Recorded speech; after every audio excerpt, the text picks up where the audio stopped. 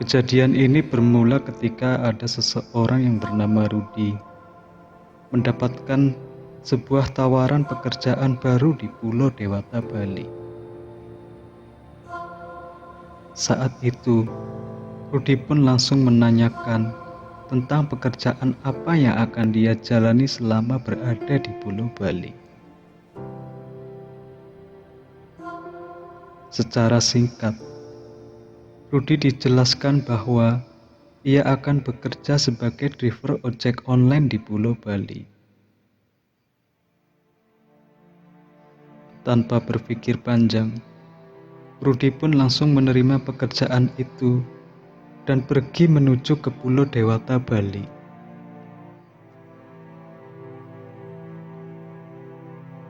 Setelah Rudi sampai di Pulau Bali, ia sudah ditunggu oleh temannya dan kemudian segera bergegas pergi ke tempat kos untuk tempat tinggal selama Rudi berada di Pulau Dewata, Bali.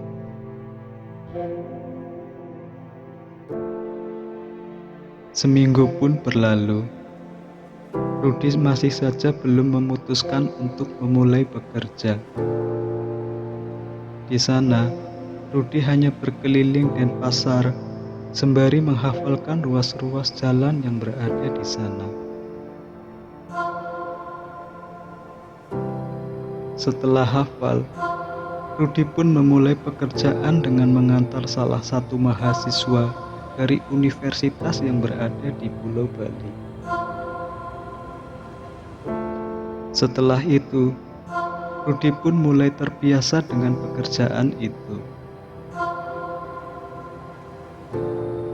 Saat azan maghrib tiba-tiba Rudi mendapatkan sebuah pesanan makanan dari seorang perempuan yang bernama Cici. Tanpa berpikir lama-lama, Rudi pun langsung menerima pesanan tersebut dan segera menuju ke restoran yang ia tuju. Setelah makanan selesai dibuat, Rudi pun segera berangkat mengantarkan pesanan makanan tersebut, di mana ia harus masuk ke daerah perumahan elit di daerah itu. Di perumahan tersebut, banyak rumah yang berukuran besar dan megah. Sebelum masuk, Rudi pun meminta izin terlebih dahulu kepada petugas keamanan yang berada di daerah itu. "Pak, permisi, saya mau minta izin, mau mengantarkan pesanan makanan di sana," kata Rudi kepada security yang berjaga di daerah itu. "Oh, baik mas, sampean langsung masuk saja ke sana," jawab Pak security tersebut.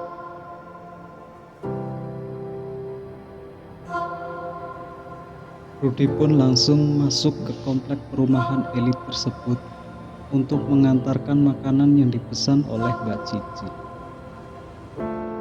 Tak begitu lama, alamat tujuan pun sudah ketemu, dan Rudi pun segera turun dari sepeda motornya untuk segera mengantarkan makanan pesanan tersebut.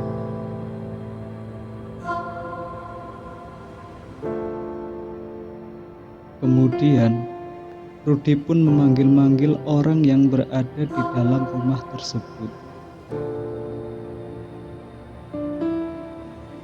Karena tidak ada jawaban, akhirnya Rudi pun melihat ke sekeliling sambil berkata, "Sepertinya tidak akan kedengaran jika dipanggil dari sini," kata Rudi sambil mencoba menghubungi lewat handphonenya. "Halo Pak, sudah di mana?" Ternyata telepon Rudi sudah diangkat dan menanyakan keberadaan Rudi. "Sudah di depan rumahnya Mbak," jawab Rudi. "Oh ya udah Pak, saya keluar dulu," kata customer tersebut.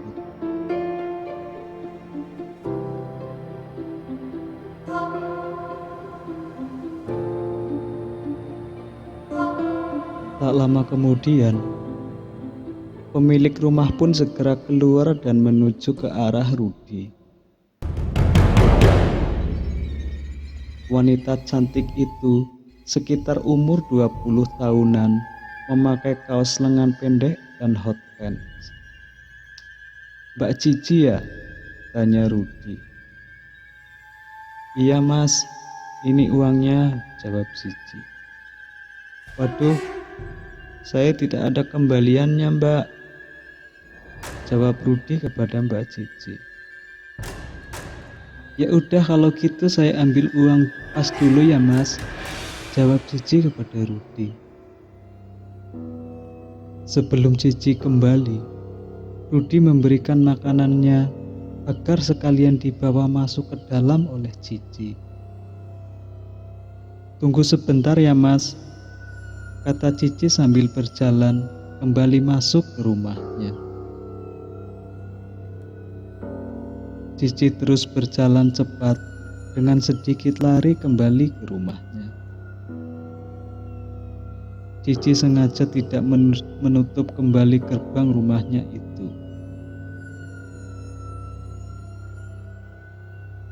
Sambil menunggu Cici mengambil uang pas, Rudy pun mencoba melihat-lihat seisi rumah Cici yang sangat bagus.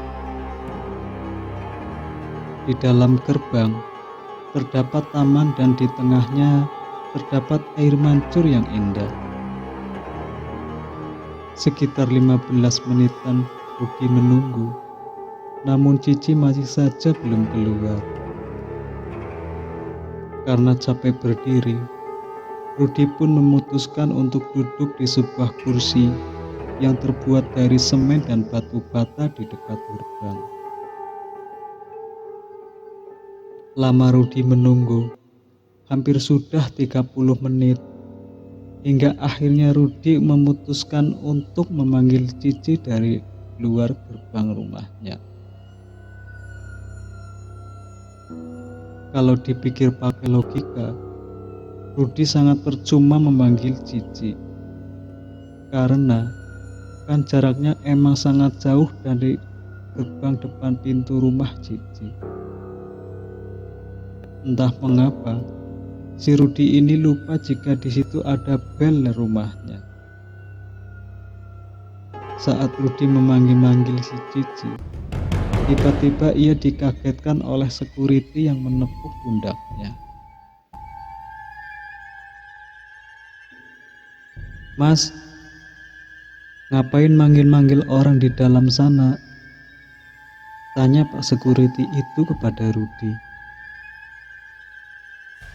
Sambil menoleh ke arah Pak Security, Rudy pun segera menjawab, "Mbak Cici pesan makanan lewat ojol, Pak." "Sebentar mas, sini dulu," kata Pak Security itu. Akhirnya, Rudy berjalan 1-2 langkah dan berada di samping Pak Security tadi.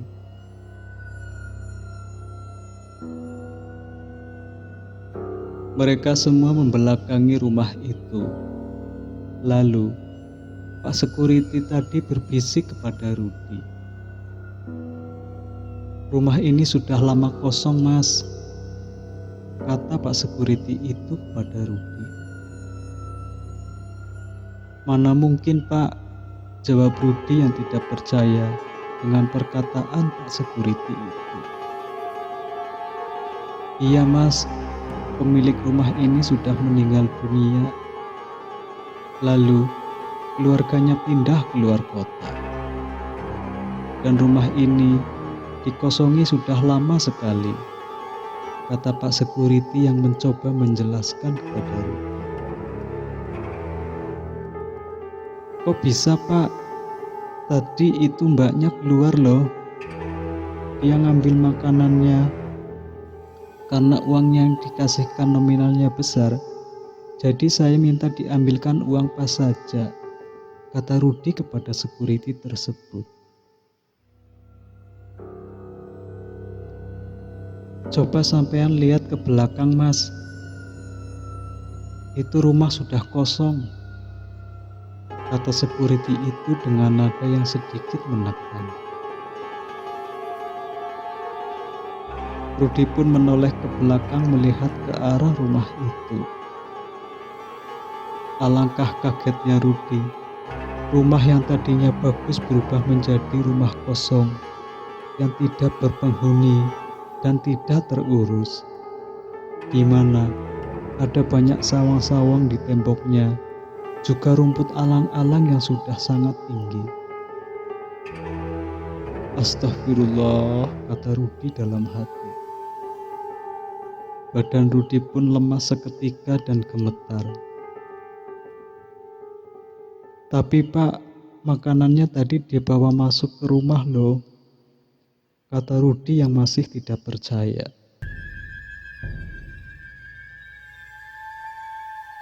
Lah, dibawa kemana Mas? Itu loh, makanannya masih nyantel di sepeda motor kamu, jawab Pak Security sambil tangannya menunjuk ke arah motor Rudy.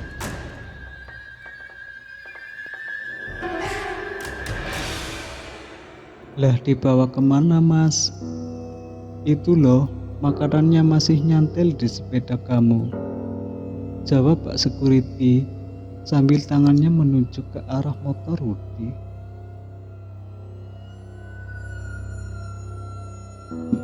Kemudian Rudy menoleh dan melihat ke arah sepeda motornya. Dan benar saja, makanan itu masih berada di sepeda motor Rudy. Rudy pun semakin lemas dibuatnya.